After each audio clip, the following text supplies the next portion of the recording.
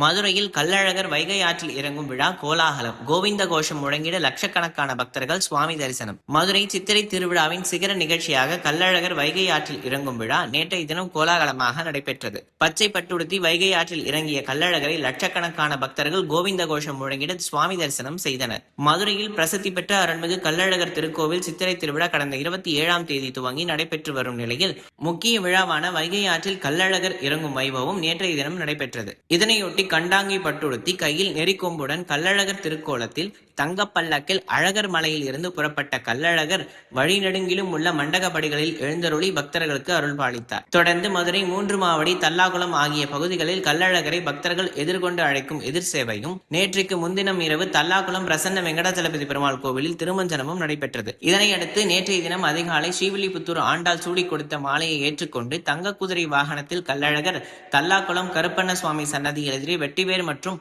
1000 பொன் சப்பரங்களில் எழுந்தருளினார். அதனைத் தொடர்ந்து பச்சை பட்டுடுத்தி பக்தர்கள் புடைசூட கோவிந்த கோபால கோஷத்தின் விண்ணை முட்ட வைகை கரை வந்தடைந்த கள்ளழகரை அருள்மிகு வீரராகவ பெருமாள் எதிர்கொண்டு வரவேற்க தங்க குதிரையில் கள்ளழகர் வைகை ஆற்றில் இறங்கும் விழா கோலாகலமாக நடைபெற்றது. அழகர் வைகை ஆற்றில் இறங்கும் நிகழ்வை காண்பதற்காக தமிழகத்தின் பல்வேறு பகுதிகளில் இருந்தும் பக்தர்கள் நேற்றைக்கு முன்தினம் இரவே தல்லாகுளம் முதல் வைகை ஆற்றங்கரை வரை திரண்டு நின்றனர். மேலும் பக்தர்களுக்கு தேவையான குடிநீர் உள்ளிட்ட அடிப்படை வசதிகளை மாவட்ட நிர்வாகம் மற்றும் மாநகர ஆட்சி சிறப்பாக செய்திருந்தது. 5000க்கும் மேற்பட்ட காவல்துறையினர் பலத்த பாதுகாப்பு பணியில் ஈடுபட்டிருந்ததுடன் முக்கிய இடங்களில் கேமராக்கள் பொருத்தியும் தீவிர கண்காணிப்பில் ஈடுபட்டிருந்தனர்.